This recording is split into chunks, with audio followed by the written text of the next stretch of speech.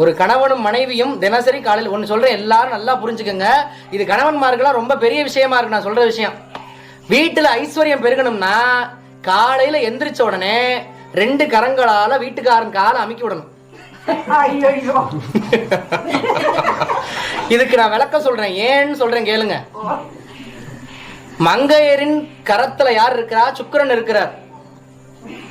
ஆண்களோட காலில் யார் இருக்கிறார்? சனி பகவான் இருக்கிறார். அப்போ என்ன நடக்குது?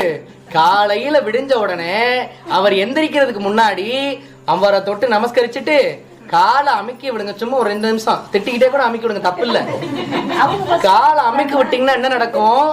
வீட்டுல தரித்திரம் வராது, சனி பகவானோட பீடை பிடிக்காது. கையில யார் இருக்கிறா? பரமேஸ்வரனோட மகா அனுகிரகத்தினால சுக்கிர பகவான் பெண்களின் கை